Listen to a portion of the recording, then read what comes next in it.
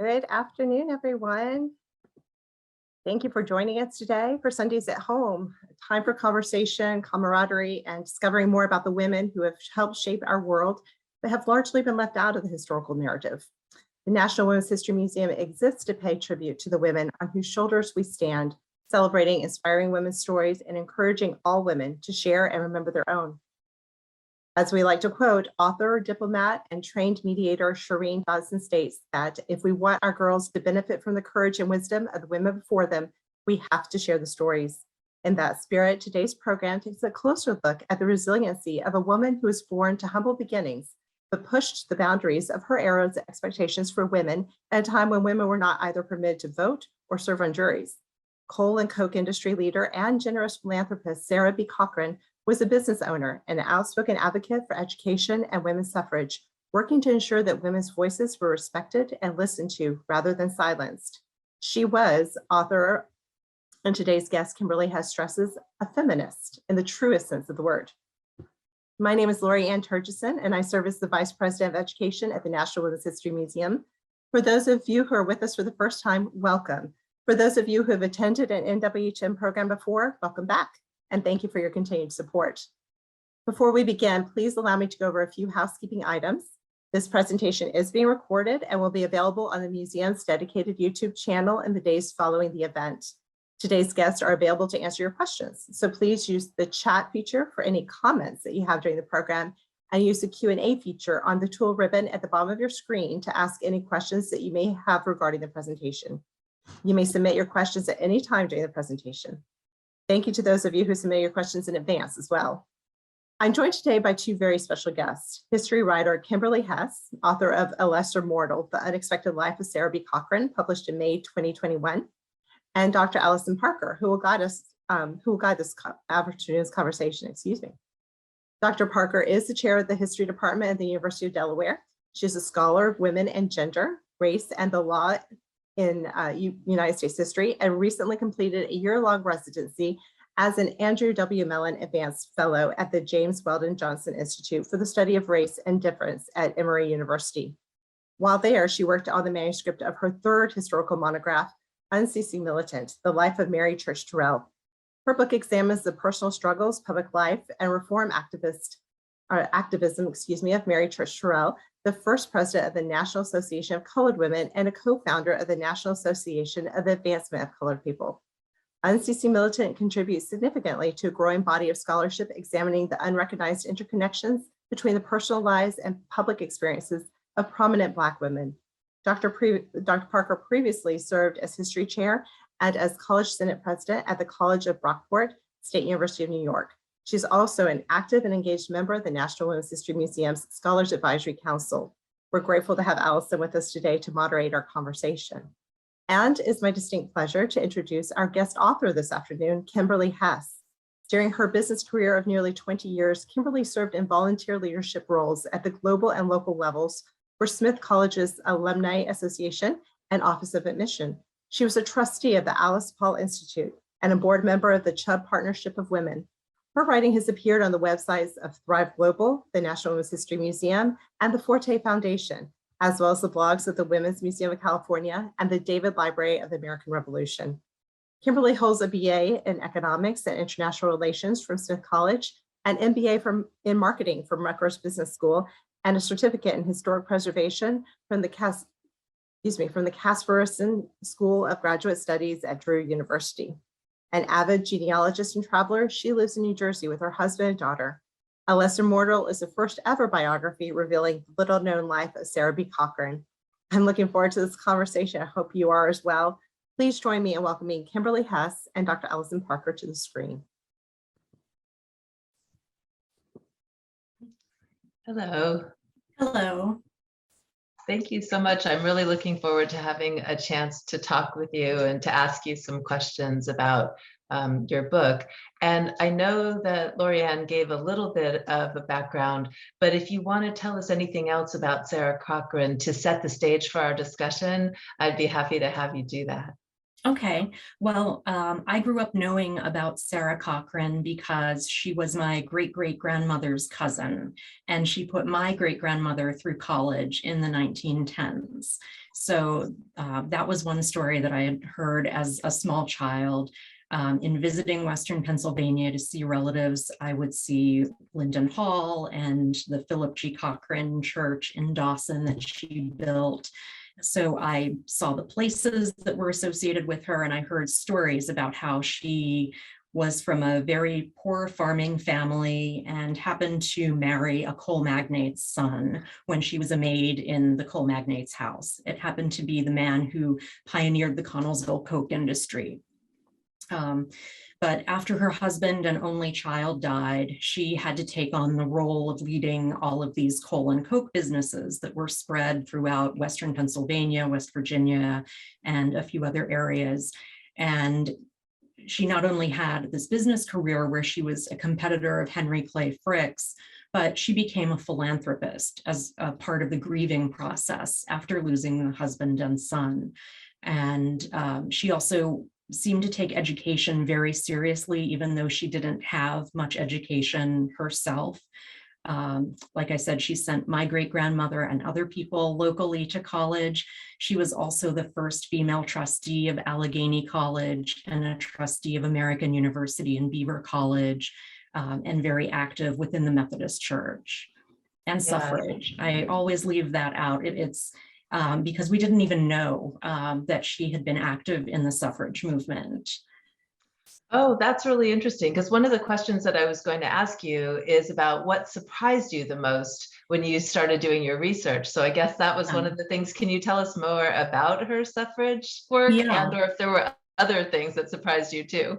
Yeah, well, there were a few different things that surprised me. One was her suffrage work. One was her association with the Phi Kappa Psi fraternity, because since my information originally came through Southwestern Pennsylvania, I didn't know that her son had been a member of Phi Kappa Psi when he was in college. And I was very surprised when I found out that Sarah has a fraternity house named for her in Morgantown, West Virginia.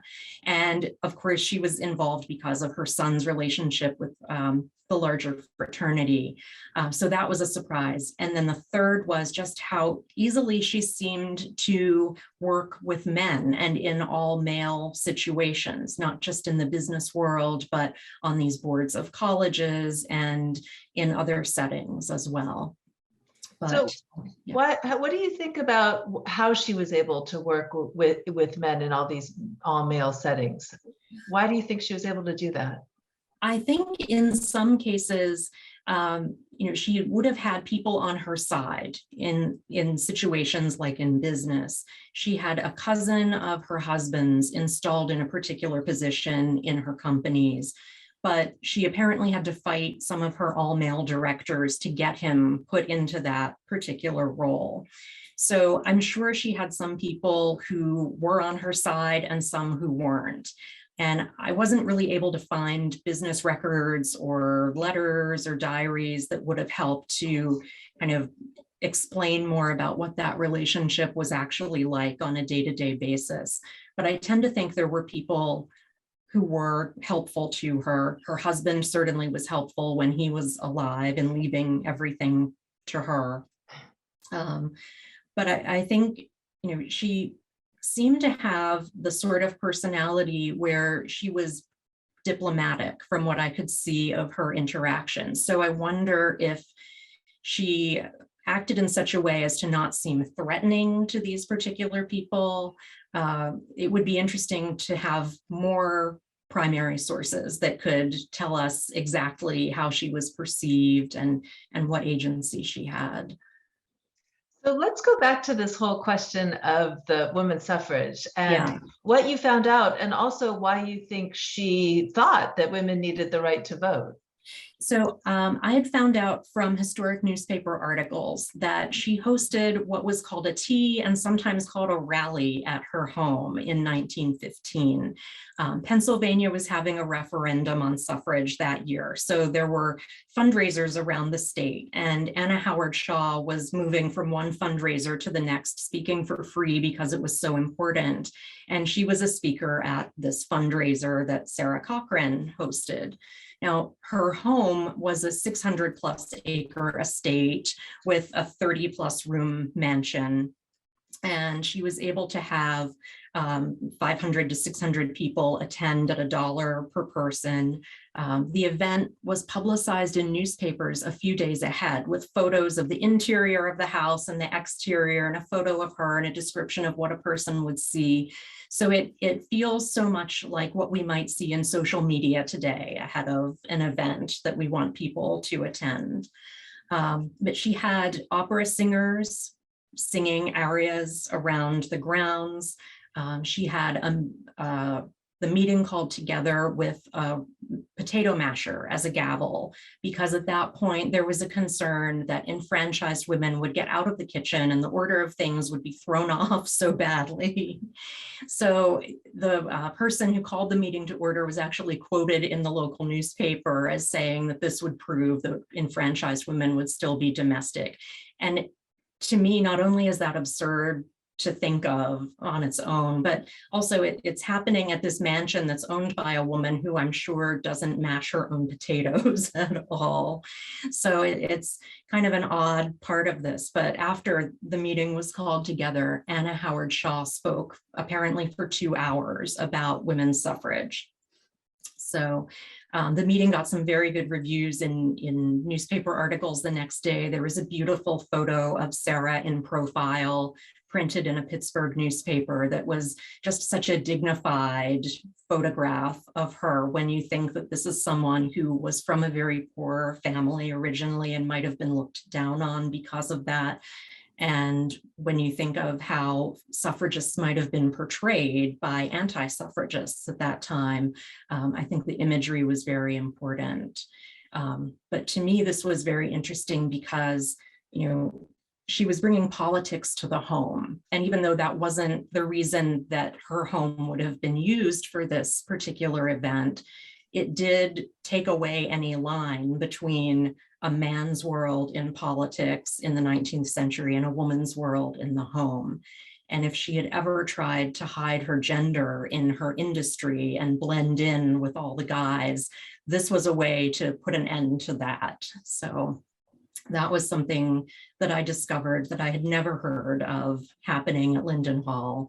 And I know that she was associated with the local suffrage organization, but I've never found an actual reason why. So she's never really said in newspapers why she supported suffrage, but she was in an industry that was all male. So certainly she would have wanted to vote on issues that concerned the industry where she was working.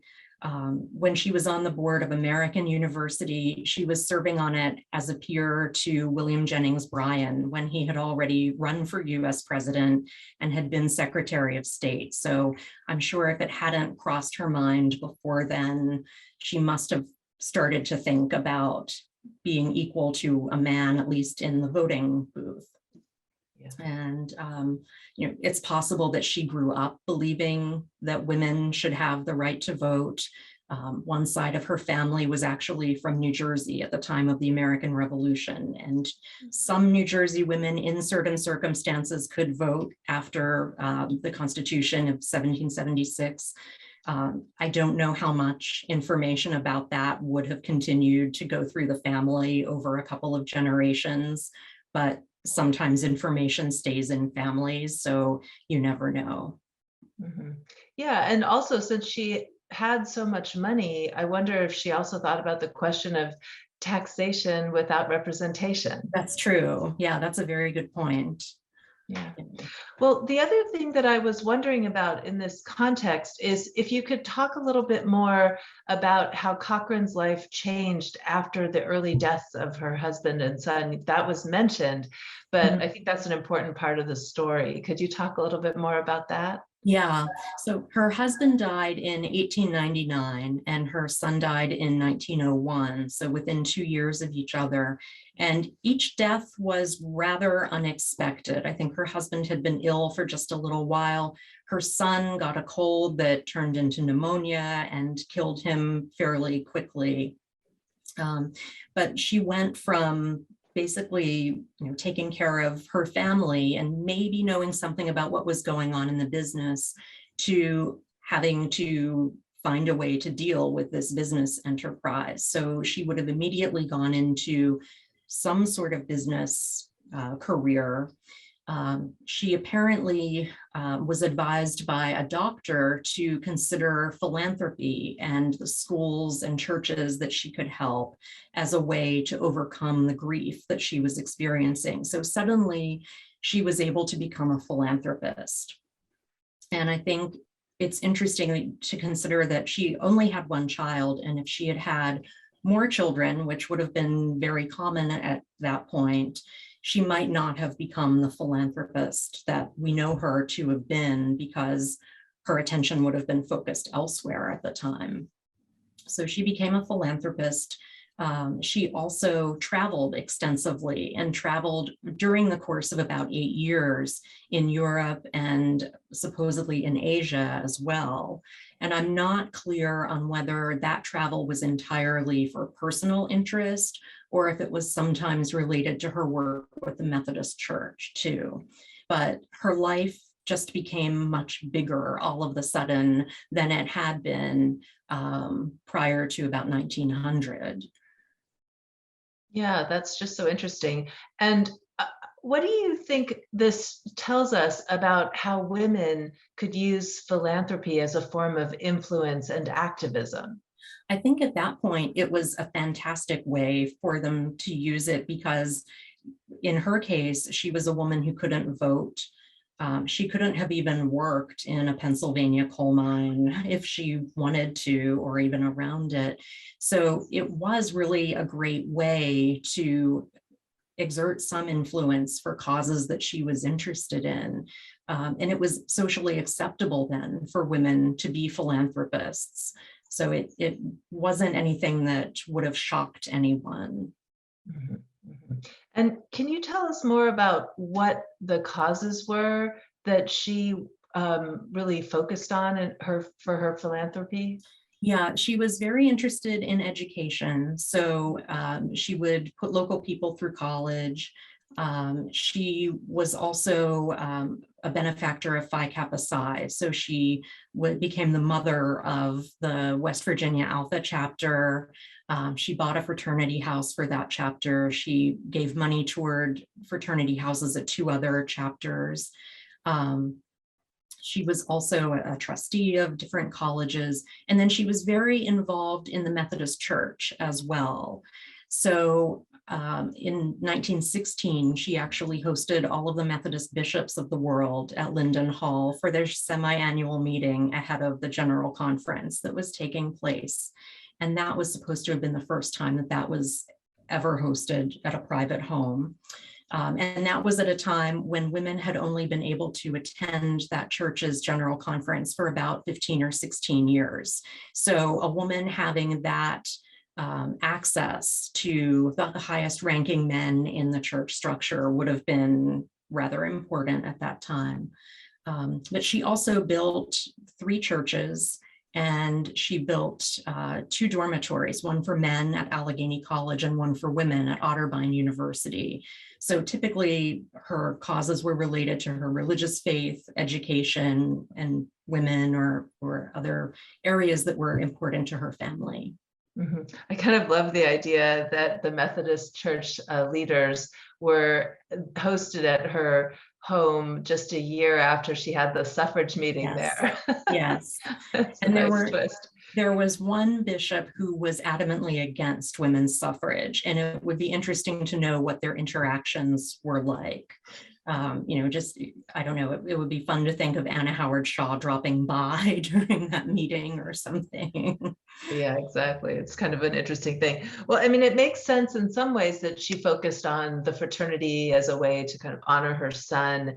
And then, of course, the Methodism and the building up of the churches as a way to honor her religion.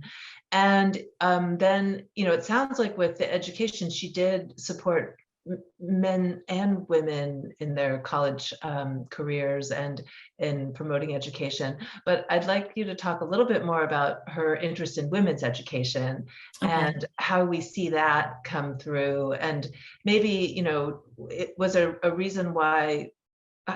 Can you remind us on, I don't think she really had a college education because she was working as a housekeeper, right? So this is kind of above what she was able to do.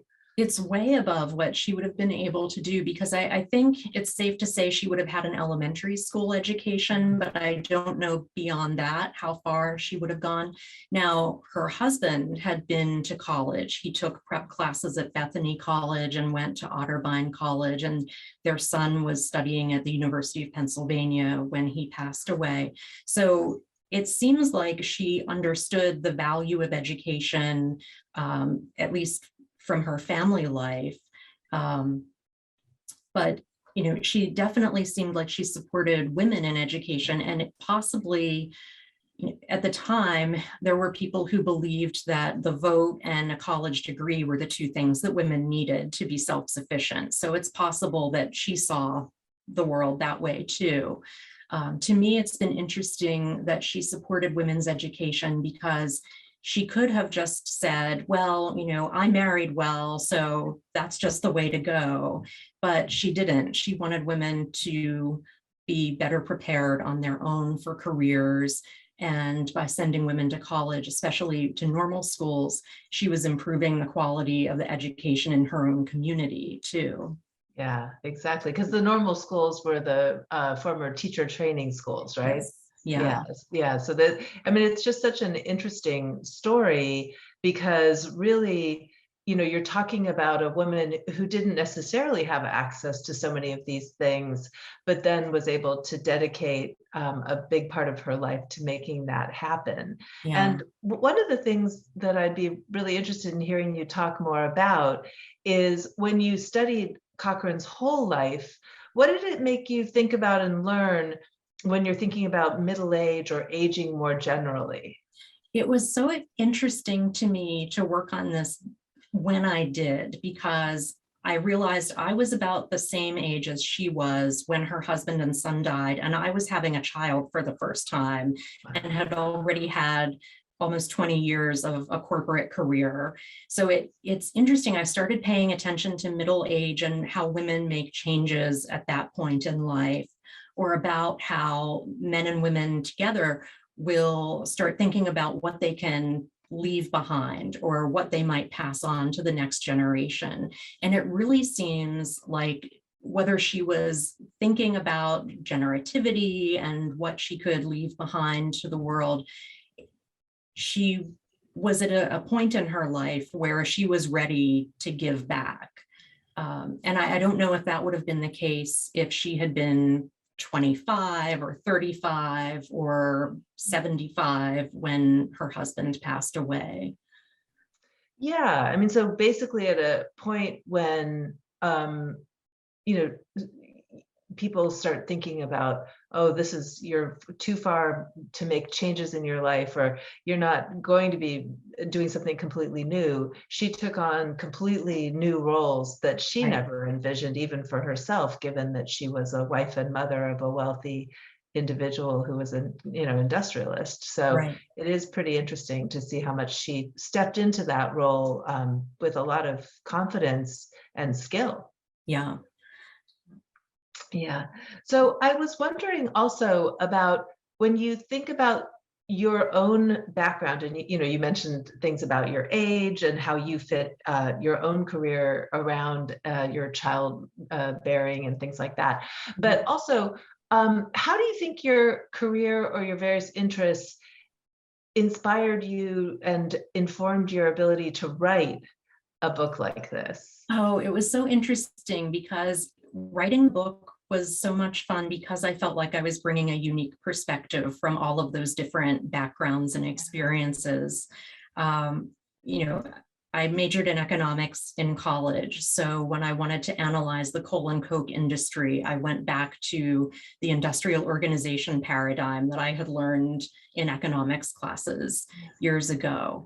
And from being involved with business women's organizations, I knew that there was an interest in learning more about women in history and women in business, but often it was from people who didn't necessarily have a background in history because they had been working in the business world for so many years. So keeping the book concise and explaining context would be helpful to make Sarah's accomplishments more understandable for the era when they happened because of that.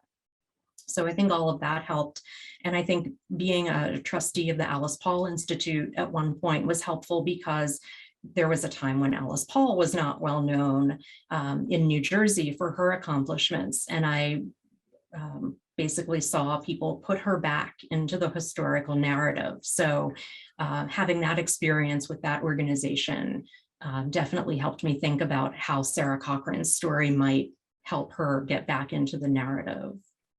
That's interesting. When you're talking about Alice Paul, is this sitting on the board of the National Women's Party in the building in DC, or is there a separate thing that was happening in New Jersey where she was from? There's a separate organization in New Jersey in Mount Laurel, which is headquartered in her family's home, which is a circa 1900 farmhouse. I'm sorry, circa 1800 farmhouse.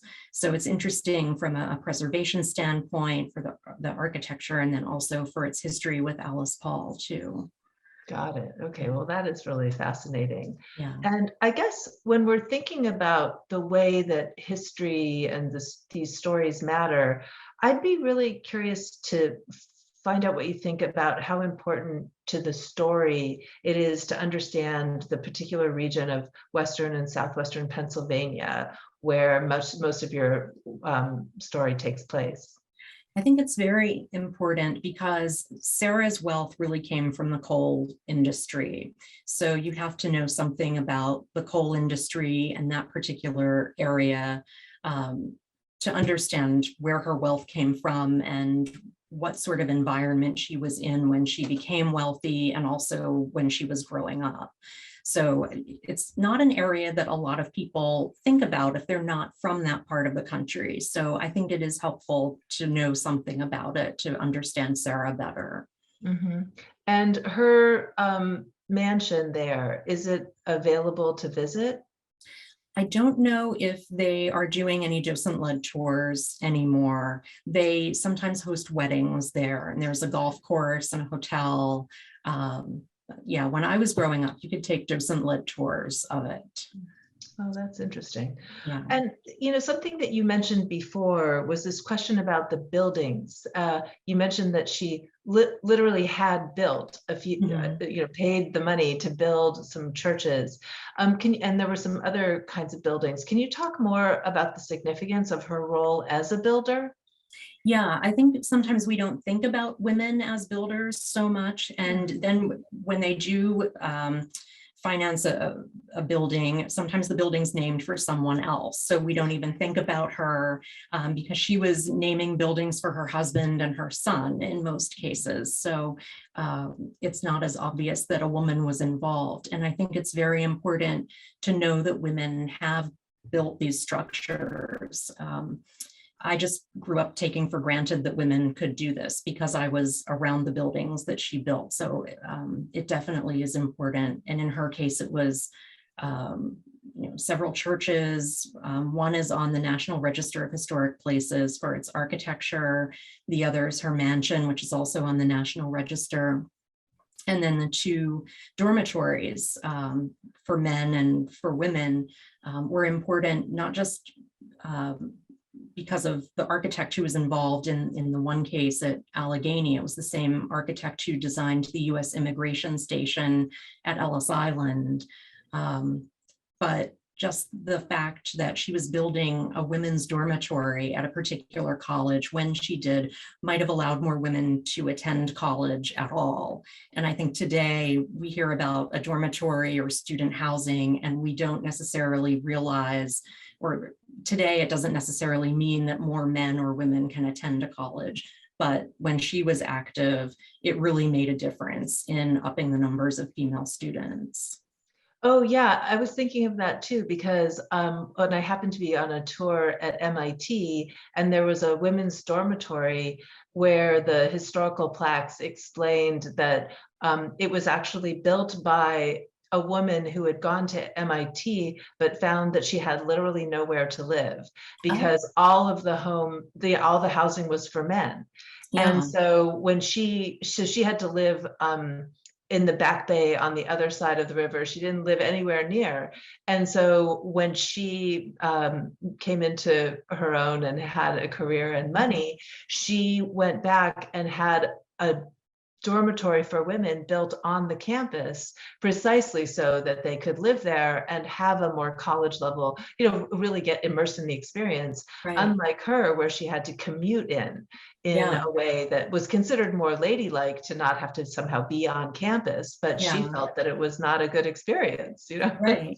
And I had heard of the deans of women sometimes having to be the ombuds people in cases where a student was renting a room from someone in town and that person was saying they weren't paying their rent or something, and women weren't allowed to live in boarding houses like men could at that time. It's something we don't even think about so much anymore in the context of college housing. Mm-hmm, mm-hmm. Yeah, I mean, I really appreciate the way that you're able to talk about some of these things. I actually want to turn to the question and answer now, and then encourage other people to ask questions, partially because I don't want to miss anything that people want to be talking about. And one person says, when touring Linden Hall years ago, I recall the guide telling us that Sarah and her sister alternated days of attending school because there was only one dress that they could share between them. Right. I understand she built Linden Hall years after the death of her husband and son, and I was told that she sponsored many European craftsmen for citizenship as a part of her working on Linden Hall. So could you talk about that, please? Yeah, so starting with her sister in the dress, that was a story that I had heard as well from a reliable source at Linden Hall, and they would wear the same dress every other day, so each one of them could go to school on alternating days. I had also heard that Sarah had to borrow a dress to get married in, so that gives you an idea of the amount of money in that family. And then as far as the European craftsmen, there were 60 Italian stonemasons who were supposed to have been involved with the building of Linden Hall. And Sarah was supposed to have sponsored them or offered to sponsor them for US citizenship, which, I mean, always sounded impressive to me when I was growing up because I had heard that story. But as you start to delve into the history in that era, you realize that that was a rather xenophobic time, and sponsoring someone for citizenship who wasn't from Northern Europe would have been a little more radical than what some people might think of today. So I think it's really interesting that she did that, and that she was trying to help people get established here if they wanted to get established.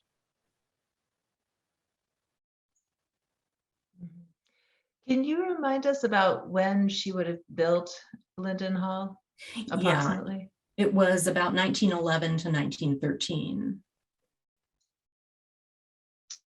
Okay.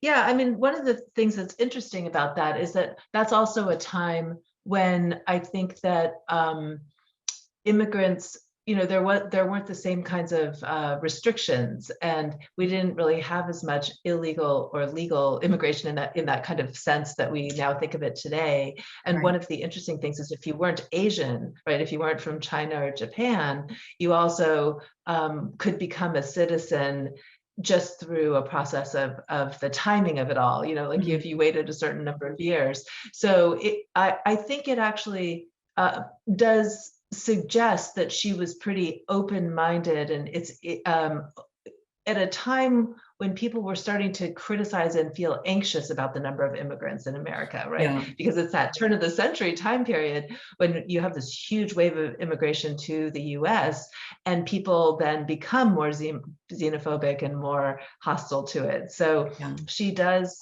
seem to be different from people, especially of that, that class barrier. But that's one of the things that I wanted to talk a little bit more about, was exactly this kind of curious position that she is in, and how her class plays a role. Because here she is, somebody who had to share a dress, Yeah.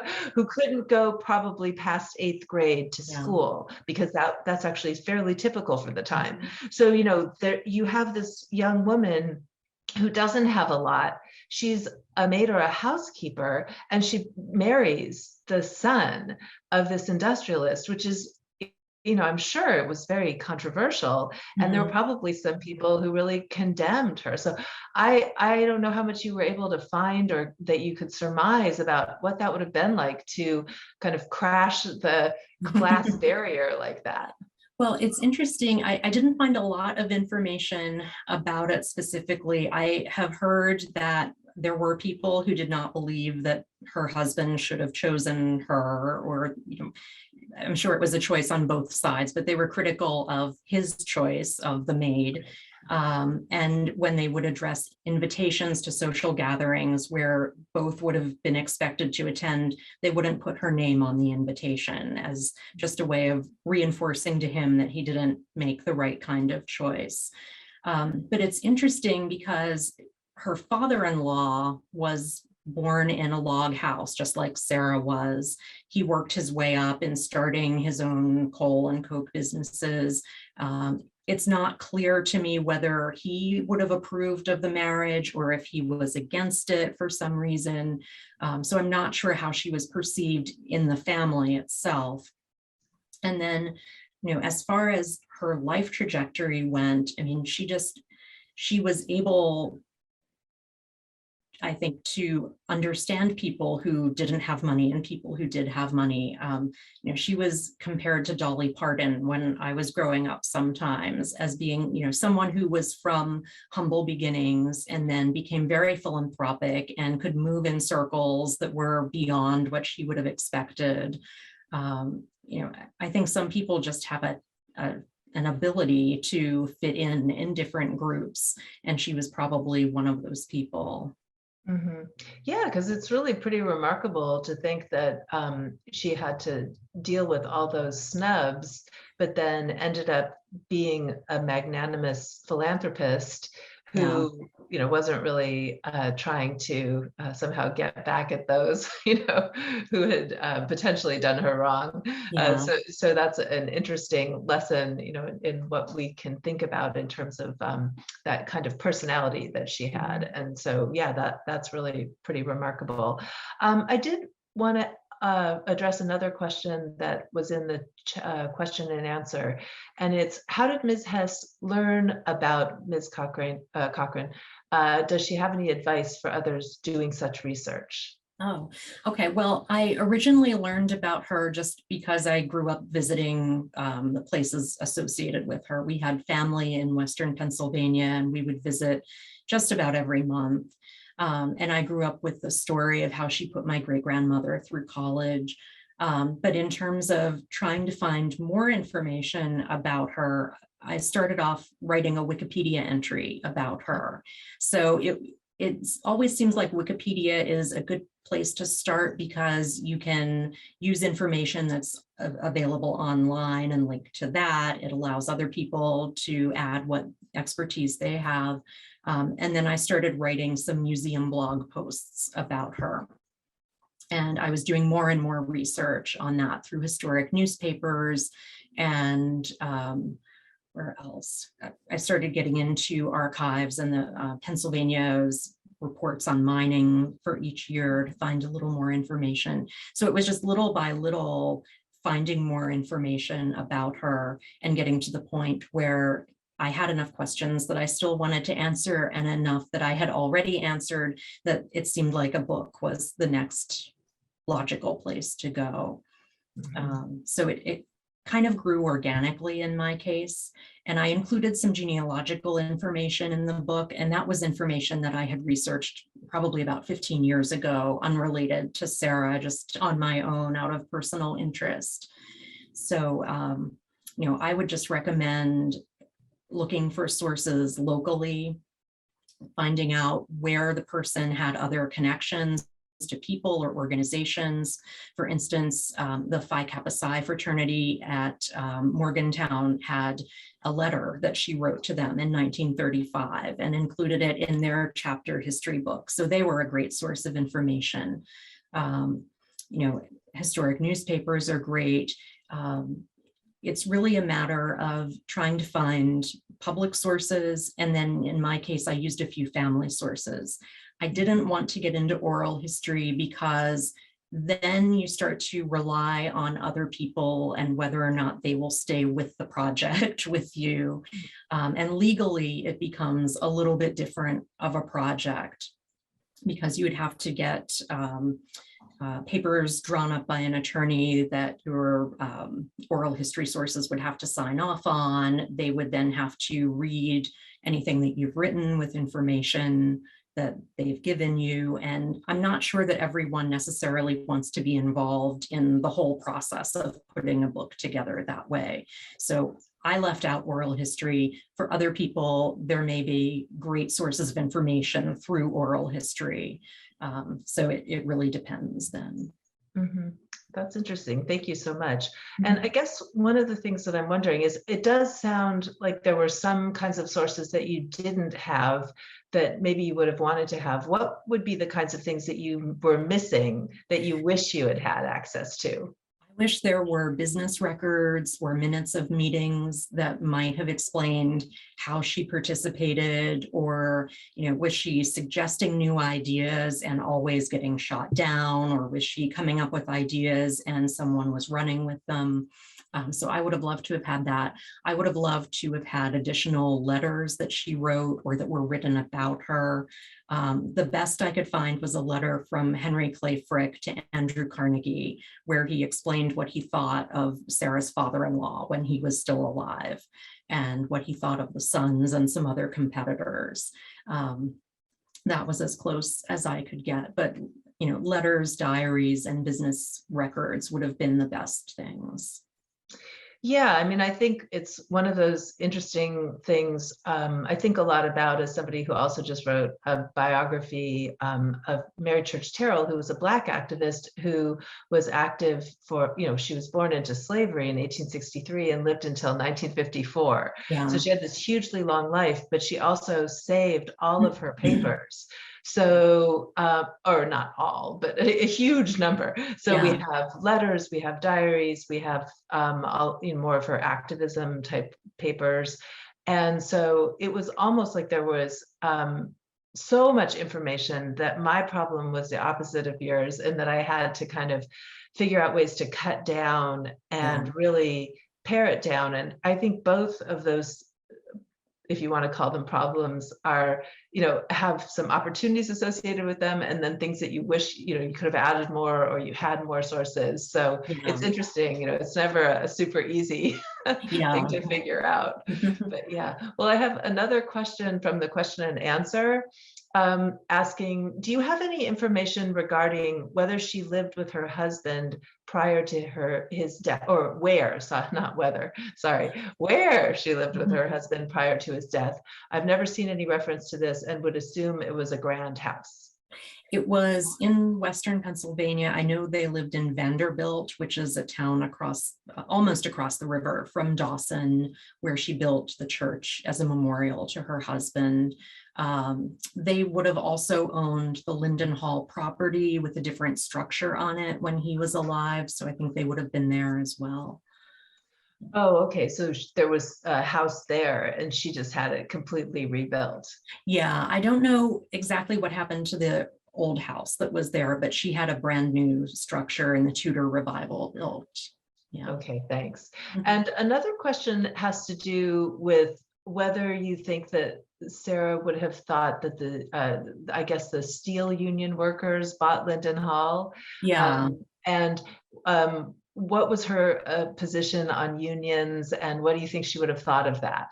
So I don't know exactly what her position on unions was. I didn't do a lot of research on labor because I felt like I didn't know what agency she had within her companies, especially regarding labor. So any information that I could find wouldn't help me understand her so well.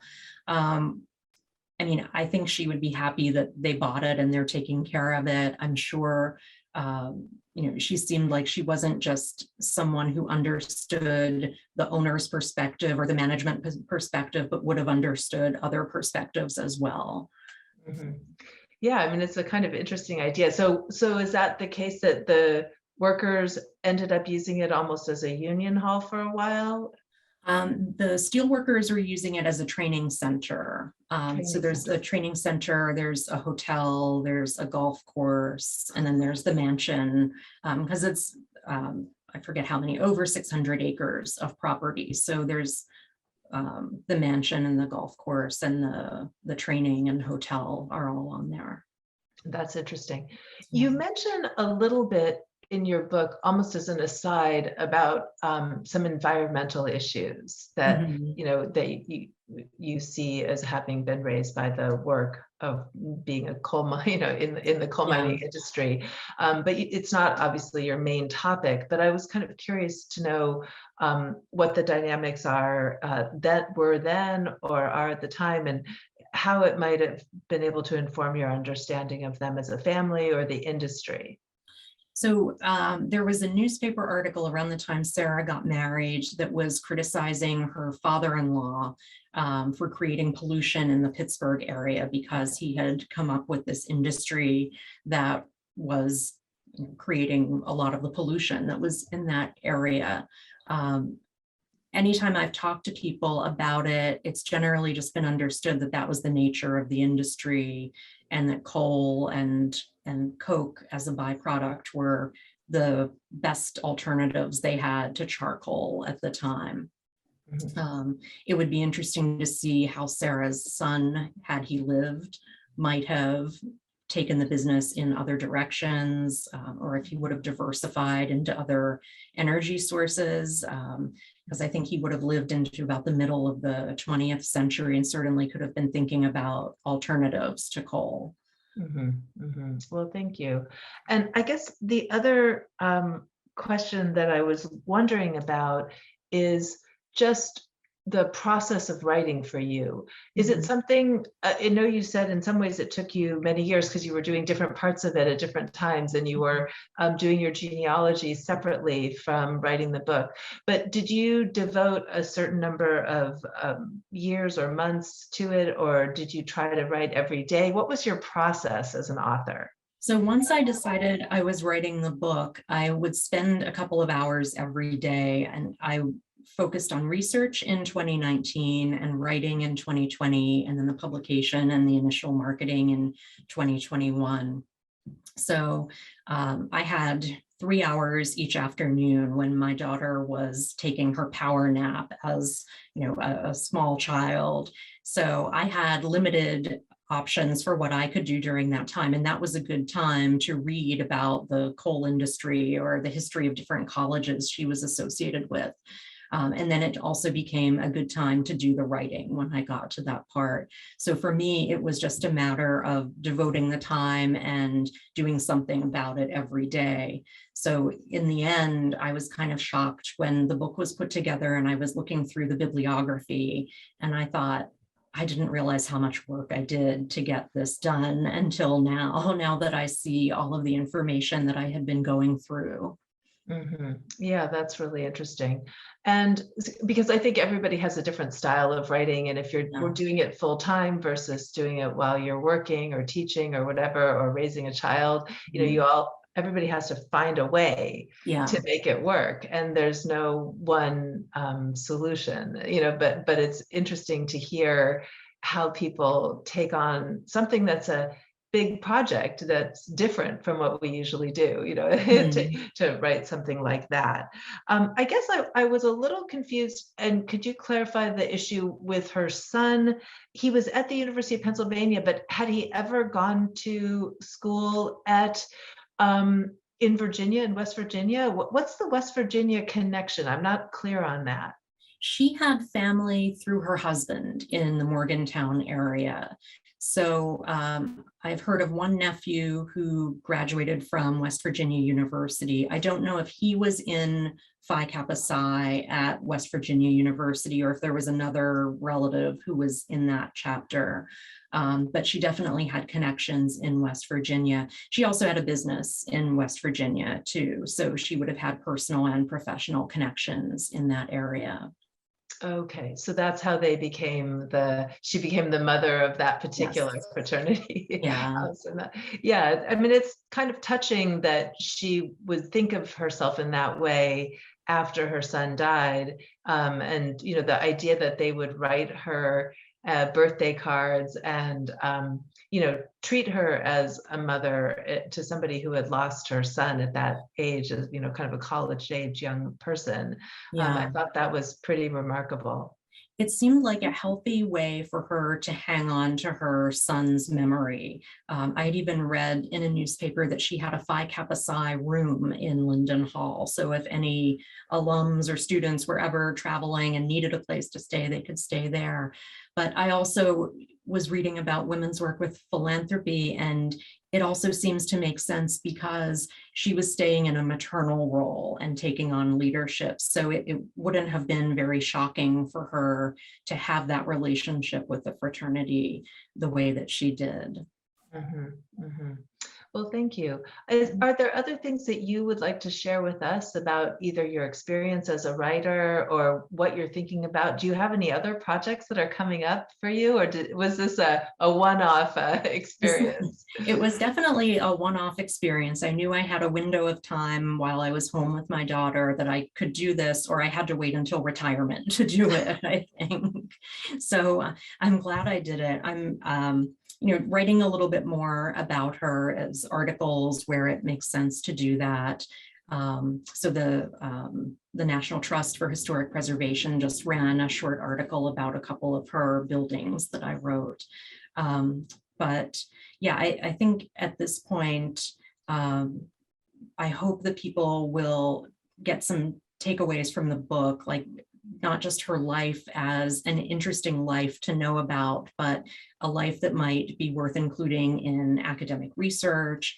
And certainly if people are interested in telling the stories of other people who, like her, aren't well known in the larger historical narrative, this is one example of how one person can do that.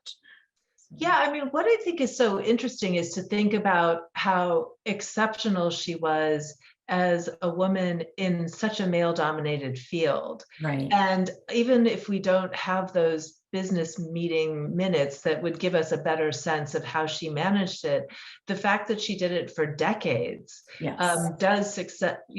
She was clearly successful at it, and even if it also involved bringing her male relatives or her husband's relatives in to help out, that's also, as you point out, she had to fight with the other trustees to make sure that that happened, so she could get a circle of trusted advisors who would be working in a sense for her and not for some other men who weren't connected to her and her family.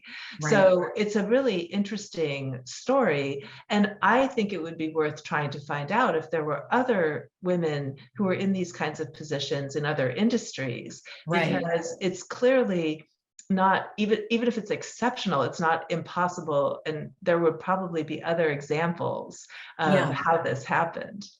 And it was interesting to me because when I started looking at records, I noticed that her occupation information in the US Census was either a blank space or the word none or the word employer.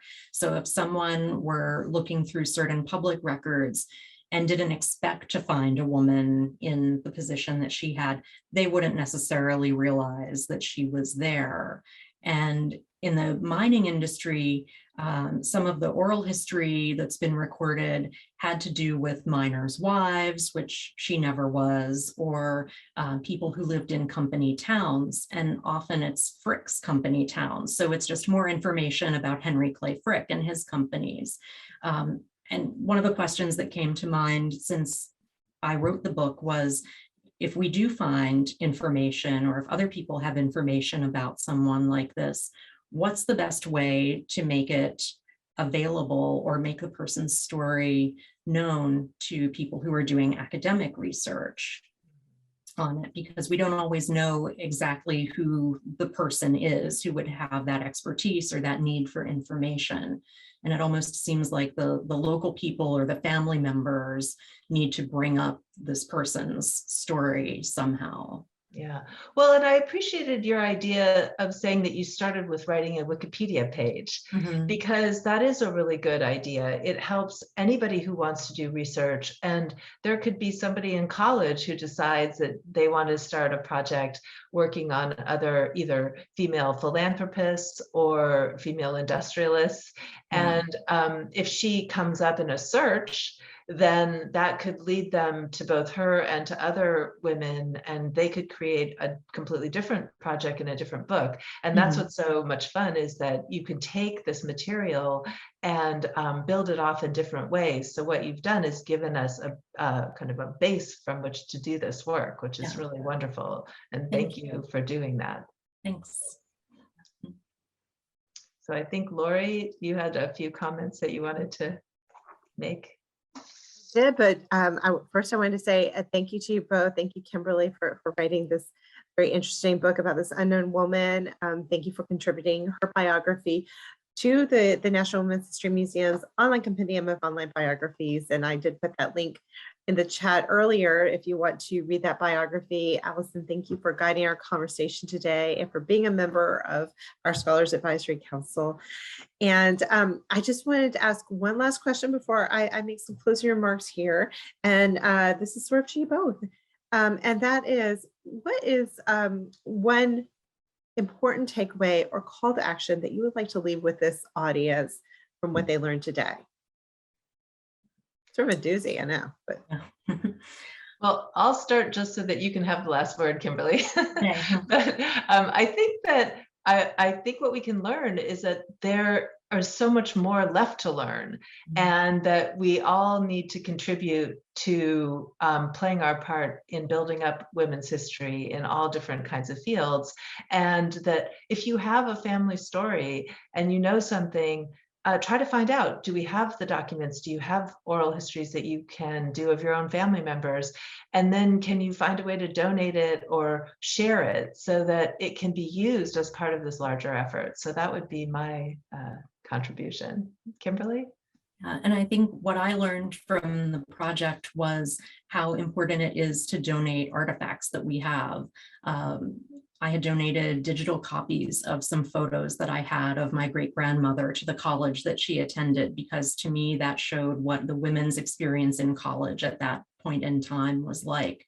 And I found a couple of documents around the dedication of the church that she built and the bishop's meeting at Linden Hall, where we still had the paper documents from 1916 and 1927. And I donated those to archives so that they can be digitized and other people can find them. I donated digital copies of those to some other museums, because they're really not doing anyone any good in my file cabinet or archival box, and they can be better preserved and made available to people. And we can make women's stories available all over the world by doing that. I laughed at a historian friend on Twitter the other day when she sent out a rant saying, for the love of Pete, if you are a woman, please write your full name, date of birth, and political party of affiliation on every photograph of yourself. This is how women's history gets lost. So thank you for sharing those documents. Thank you for sharing this story. And thank you for joining us here this afternoon. It's our great pleasure to spend Sunday afternoons in conversation with inspiring guests such as yourself and our museum community. Sundays at Home will be taking a brief pause during the months of April and May as we recover from a robust Women's History Month program. observe springtime holidays, and welcome new team members to the education department. So you'll be seeing fresh faces here. However, we'll return on June 5th with historian Wendy L. Rouse, who will discuss the topic of her most recent book, Public Faces: Secret Lives, A Queer History of the Women's Suffrage Movement. For full listing of upcoming programs and for registration information, please visit the Public Programs and Events tab at www.womenshistory.org.